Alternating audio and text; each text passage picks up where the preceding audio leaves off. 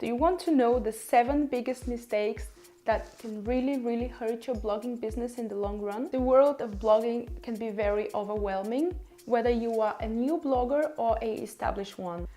I know this from personal experience, and that is why I want to share with you these 7 mistakes and most importantly, how to avoid them. If you haven't started your blog yet or have had one for a while but haven't really seen any real blogging engagement, like traffic that converts into subscribers or fans or sales, this video will definitely help you. So if you want to learn about these 7 mistakes and how to avoid them, stick around. And make sure you watch the video till the end, where I'm gonna share one bonus tip with you.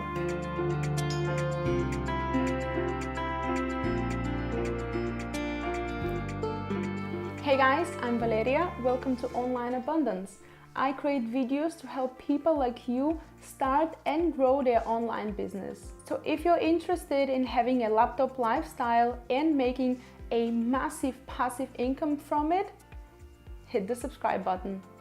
Whether you've been blogging for 5 years or 5 minutes, there are those blogging traps that everybody can fall into. And the worst part is that your blog might be failing without you even knowing about it. So without further ado, let's start with the first mistake. Mistake number 1, relying on a free hosting.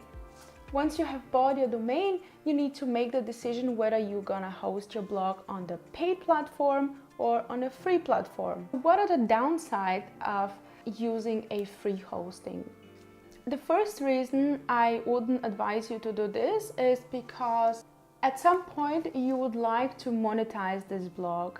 It means that you will contact companies and apply to become affiliate for them. Gonna promote their products and earn a commission in return. Imagine you host your blog on a free platform and you apply to become affiliate for this makeup thing. Your blog simply won't seem legit enough for them to let you promote their product, because if you don't invest in paid hosting, it doesn't seem to them that you treat your own business like a real business. So why would they trust you with their products?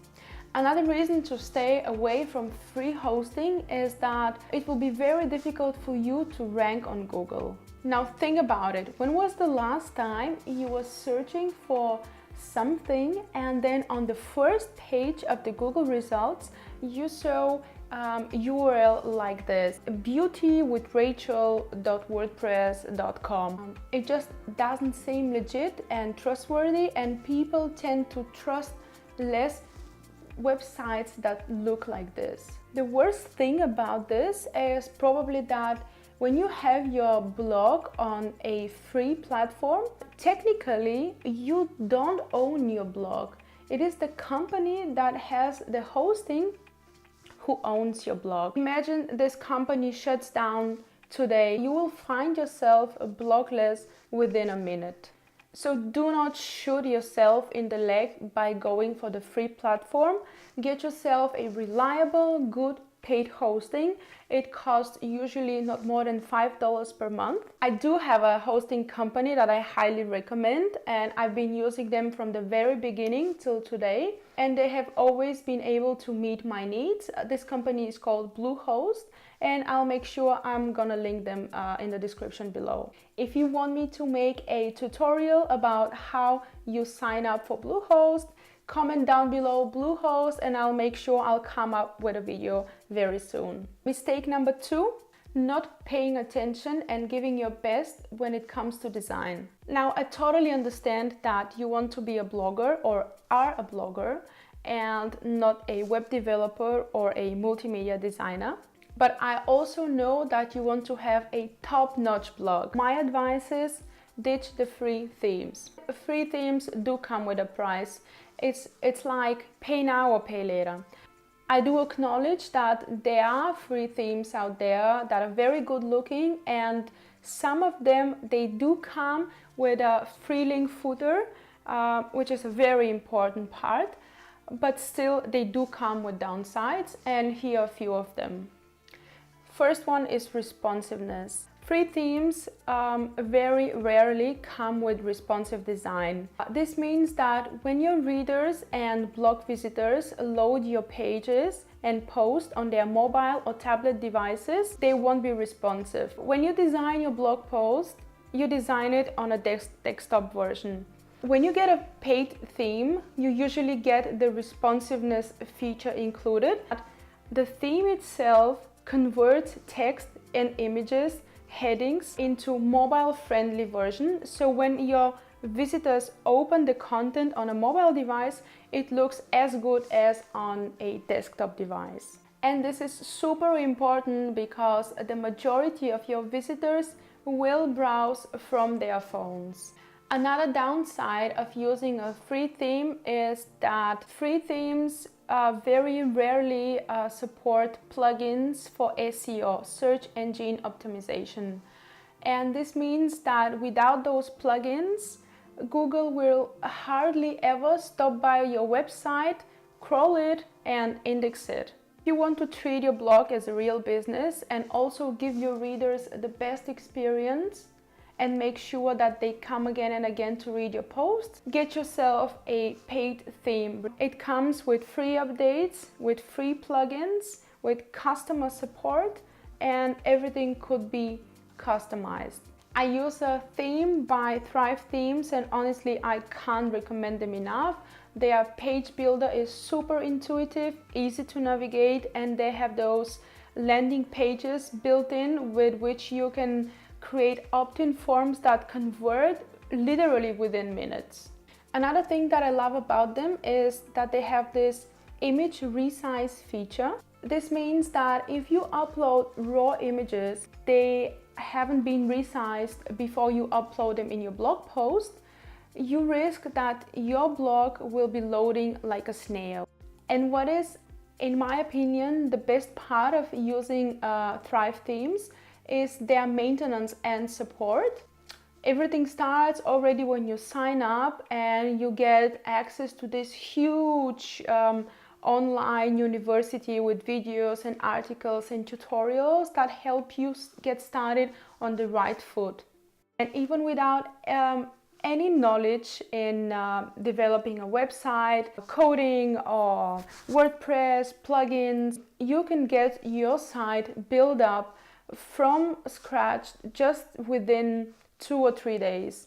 I remember when I started my website, I had zero knowledge. I was able to have all pages set up, homepage, blog page, all the privacy settings, about and contact page. They have this great contact form with all the features and widgets and everything you need for your blog to really looks professional.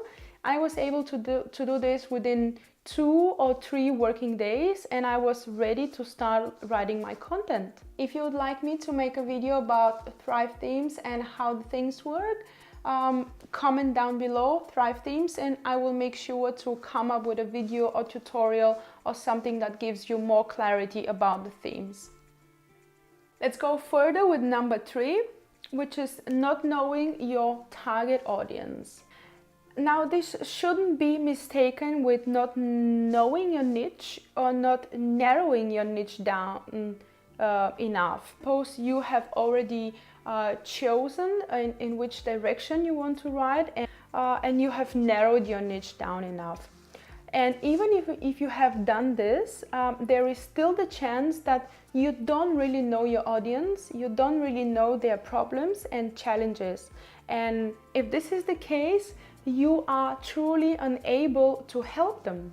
Honestly, the reason you start a blog, whatever the reason of yours is, be sure to have also the motive that you want to help, you want to bring value. If this is missing, I'm sorry to say and I'm sorry to break your heart, but your blog might not be successful in the long run. Make sure you have this feeling inside you that there are those group of people, your target audience, that you want to design and create your content around them and make their life better. So you need to get to know your audience. How? You can join groups on Facebook within your blogging niche. and really pay attention to the questions people ask, to their problems, to challenges they face. Make a list with them and make sure you cover all the questions in your articles. Another way to really get to know what they are interested in is to go to Quora. Quora is awesome in another way, but I'll be talking about this in another video. If you go to Quora and follow topics within your blogging niche and even reply questions, be there for your audience and help them. Also use all the questions to enrich your list and make sure you design your content around these problems. I guarantee that your blog will be very, very successful.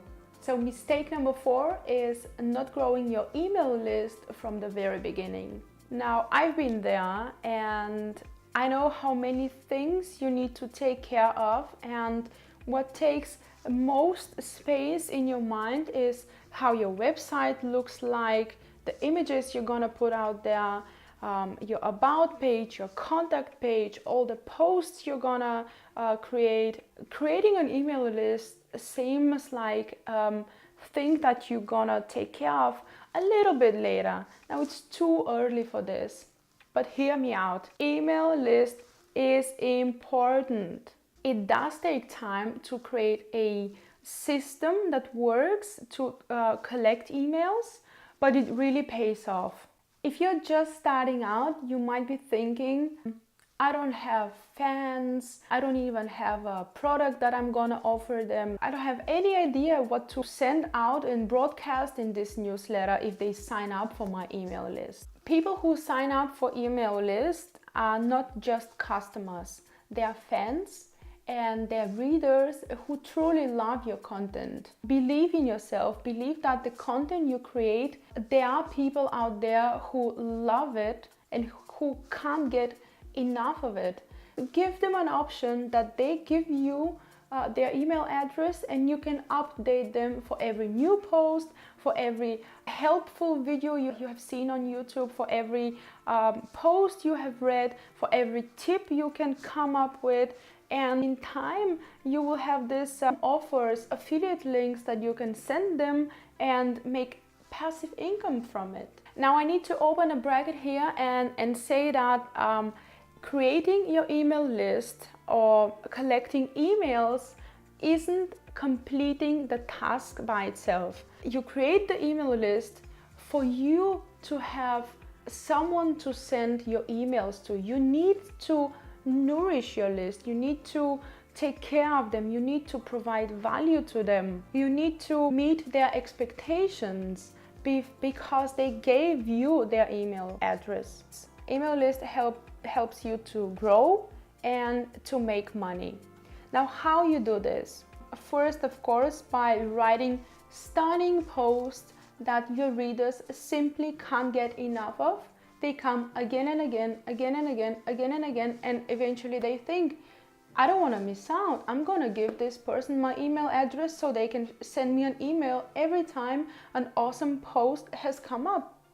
Or the second way is that you create freebies, or the so-called lead magnets. Those can be ebooks, cheat sheets, checklists. You make sure that there is a pop-up that attracts their attention.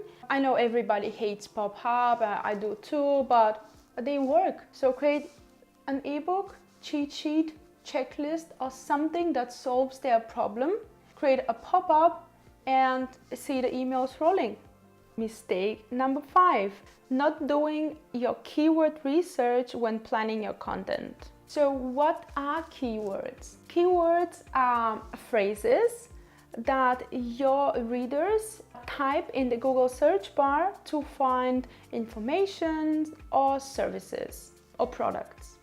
The reason you care about the keywords is you need to know whether there are enough people searching for this keyword, because if no one is interested in this keyword, if no one is typing this keyword, there is no way for you to show them your content. To be able to see how many people are searching for a particular keyword per month, I use a tool called Keywords Everywhere.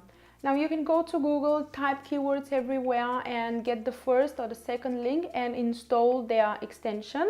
Once you do that, you can head over Google search bar again and type a keyword, for example, best blogging themes WordPress.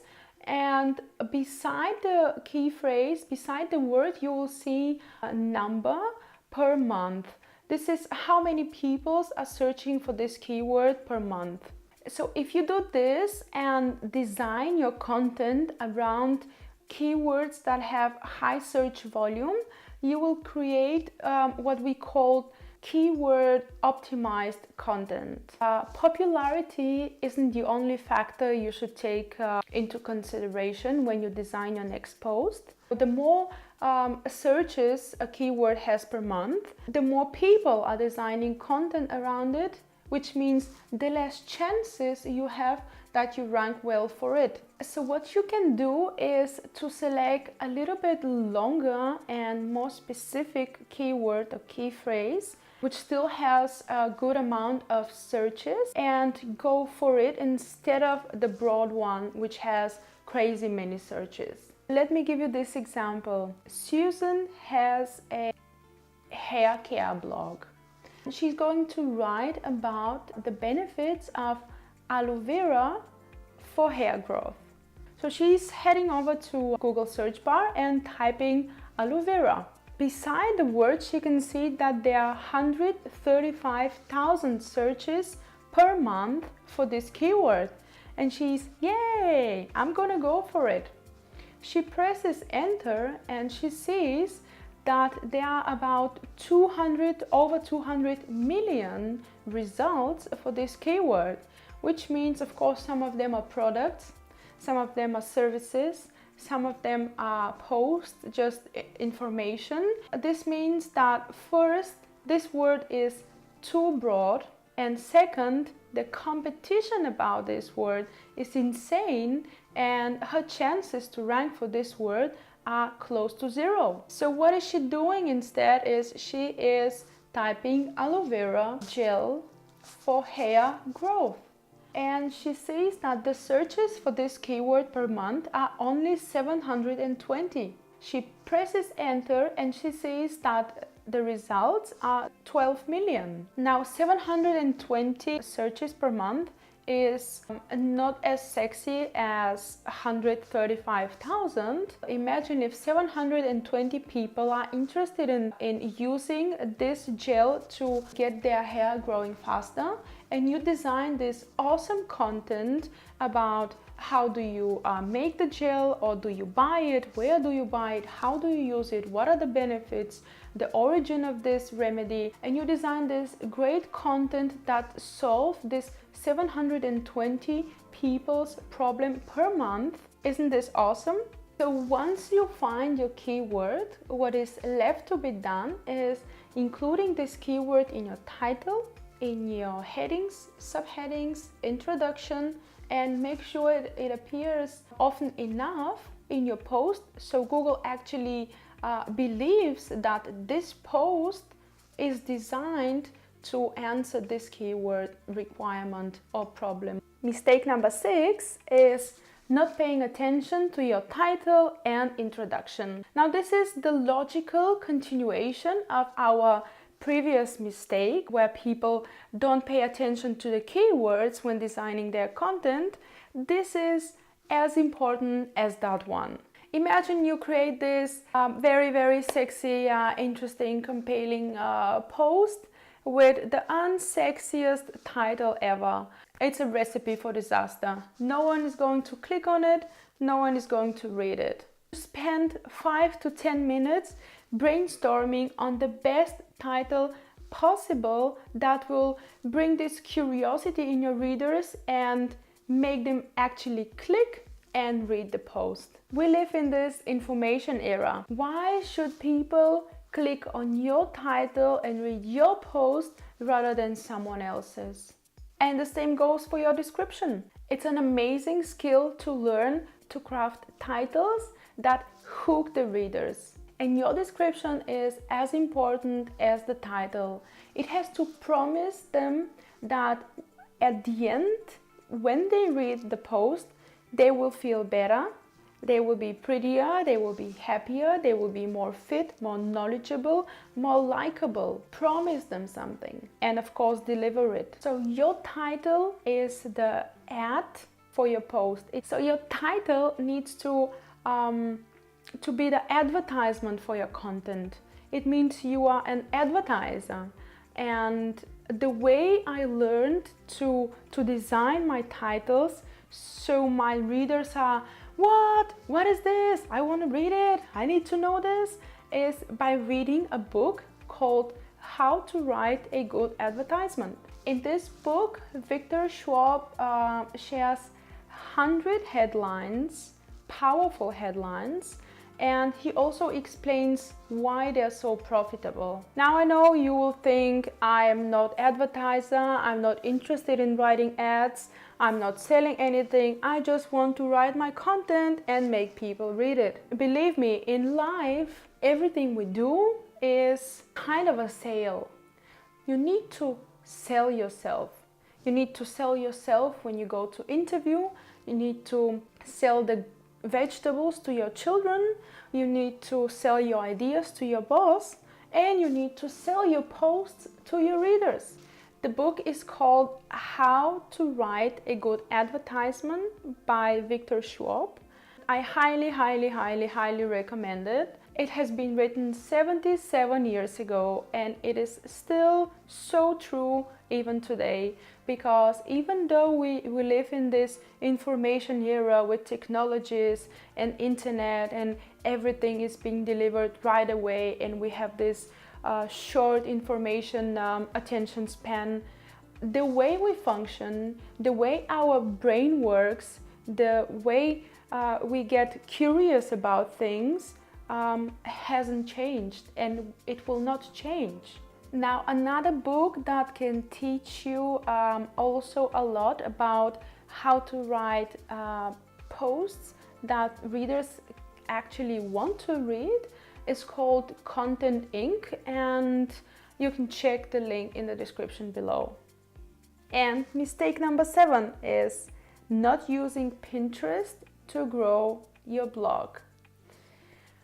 Now, this is what I call a deadly mistake, and let me start by saying that Pinterest is a great way of driving traffic to your blog regardless of your niche. Of course, if your blog is about anything visual like DIY, makeup, interior, crafting, cooking, juicing, yoga, detox, you are missing out big time.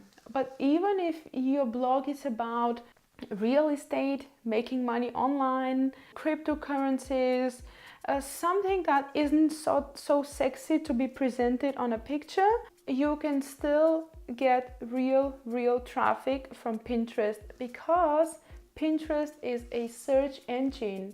Pinterest is not social media. People go to Pinterest not to chat, not to make friends, not to share pictures from their last vacation.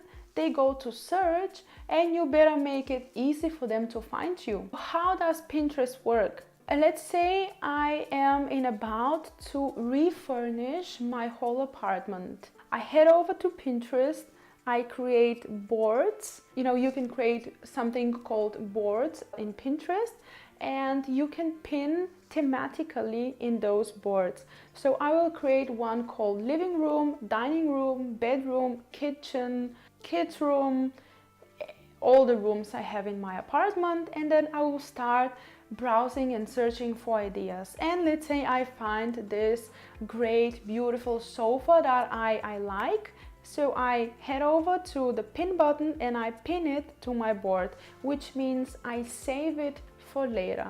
This is how people behave on Pinterest. They save things that they like, and they might be buying them, cooking them, experimenting with those exercises or yoga workouts or anything that they like, but maybe they want to do later. So back to my example, whatever talks to me, I pin it to my boards, I pin it for later, I save it. When the time is ripe, I go back to my sofa board or living room board, and I see this sofa again, and I think I must have this one, but let me first read about the benefits. So I click on the image, it leads me to a post written by interior blogging person. He explains why this sofa is so awesome, and he also provides me with a link where I can order this sofa. So I do it, and this person who wrote the post earns a commission by selling me the sofa, and I get my sofa at home delivered. So this is a win-win situation. So you get traffic, you get commissions if you have affiliate links in your post, and I get my pretty sofa. Pinterest is awesome in so many ways. If you do it the right way, if you set the things the right way, you use the right strategy, and you are consistent enough, this is very important, consistency, consistency, consistency, your traffic, your blog traffic will explode. Currently, my blog traffic is maybe 80% of it comes from Pinterest, and it's insane, but I love it. And the best thing about it is that I have automated everything to the extent that I hardly remember that I have this Pinterest thing. I only check once in a while what's going on with the monthly visitors, with the traffic, and I pin some more when I have time, but this thing can literally take care of itself. Unfortunately, not many bloggers are using Pinterest, and it breaks my heart. I know why it is like this. It does take a lot of time, and it kind of works on the snowball effect. The first few months, nothing is going on. It's like a ghost town there. Nobody's coming to your profile. Nobody's pinning everything. No one is clicking through and reading your posts. But if you're consistent enough, if you keep pinning, if you keep repinning other people's posts, if you join community boards and you automate and you pin enough so later on you can automate the things, your blog will really profit from it. So those were the 7 mistakes and how to avoid them. And now, as promised, I have a bonus tip for you, and it is blog consistently. I know it sounds very simple, and it is simple. You just need to blog consistently. Simple as that. But it's not easy. When I started my blog, I decided to do this 90-day challenge. It was basically writing a post every single day. I was super excited about it. I was very motivated to complete this challenge. And what happened was that quantity took over quality. There were so many posts that I had to go back, and not to mention that I didn't have time to proofread them and edit them, which was very bad. But there were many posts that I had to go back, not just edit them, but rewrite them, because I was so in a rush to finish my daily post, because this was not the only thing I was doing at that time. So it meant that I had a few hours for blogging, and I had to get inspired, motivated to plan my content around keywords, write it, publish it, put stunning images inside, make a pin. It was very overwhelming, and I failed. I couldn't finish the challenge. I think 5 or 6 days before. I'm still very happy that I made it so far, but it came with a price. Not all posts were great, and I had to go back and spend a lot of time editing them. And this gave me this feeling of, am I really a good blogger? Can I really make it? Can I really sustain this? The thing is that everybody can do that as long as they follow a strategy that is really sustainable for them. If you post once a week, this doesn't make you a bad blogger. It just makes you someone who planned the things and follow their own pace, and this is your own journey. So you make the rules and you decide how often you're gonna post. make sure that you can sustain it in the next at least 2 years, because it does take time, guys, to grow a blog.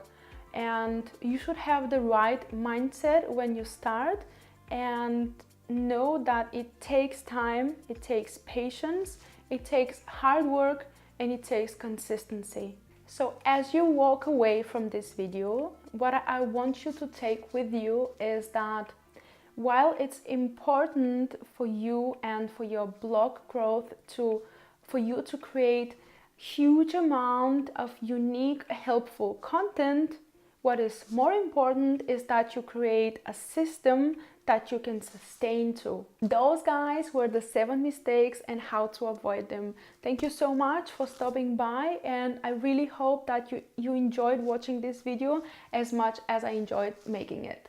If you like this video, make sure you give it a like, and if you want to see more videos like this, make sure you subscribe to the channel and hit that notification bell so you never miss a video.